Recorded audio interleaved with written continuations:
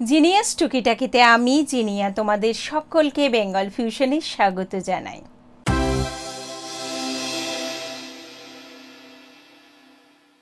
ছোট্ট সমস্যার ছোট্ট সমাধান।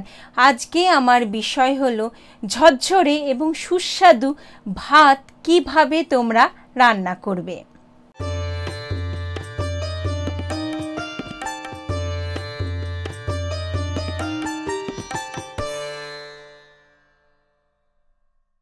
আমরা যখন রোজকার রান্না করি, রোজের যখন ভাত করি, সেটা ঝুরঝুরে হলো কিংবা ঝরঝরে হলো কিংবা সেটা গলে গেল, সেটা নিয়ে খুব একটা ভাবি না। কিন্তু অসুবিধাটা কোন সময় হয় বলো তো?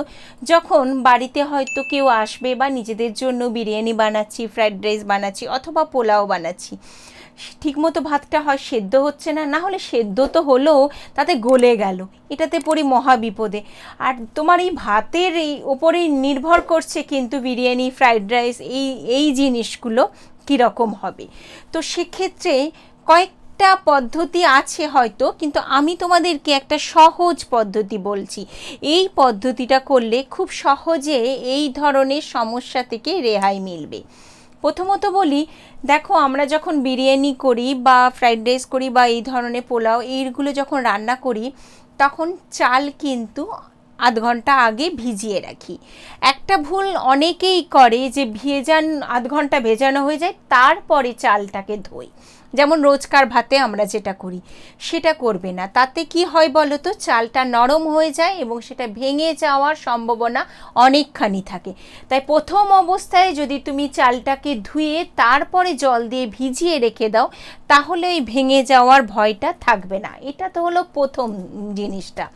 দ্বিতীয় হলো, যেই তুমি ধোয়ার পরে চালটাকে ভিজিয়ে রেখে দিলে আধ ঘন্টার জন্য, সেক্ষেত্রে সেই সময় চালের মধ্যে মিশিয়ে দাও 1 চামচ লবণ বা নুন, আর তার সঙ্গে মিশিয়ে দাও একটা পাতিলেবুর অর্ধেকটা রস করে।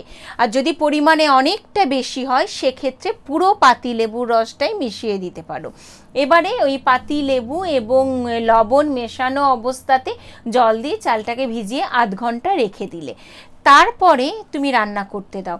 এবার যদি তুমি সেই সময় জলটা যখন ফুটছে সেই সময় একটু সাদা তেল মিশিয়ে দাও যখন জলটা ফুটছে, তাহলেই দেখবে চাল আর একটুও ভাঙবে না, খুব ঝরঝরে থাকবে এবং সাদা থাকবে। যেহেতু পাতিলেবুটা তুমি মিশিয়ে রেখেছো, সেই কারণে চাল অনেক সাদা হবে, ঝরঝরে হবে। এই সহজ পদ্ধতিতে করে দেখো। যারা নতুন রাঁধুনি তাদের ক্ষেত্রেও যেমন কাজ দেবে, যারা পাকা রাঁধুনি তাদের ক্ষেত্রেও কিন্তু এটা ভীষণ কাজে।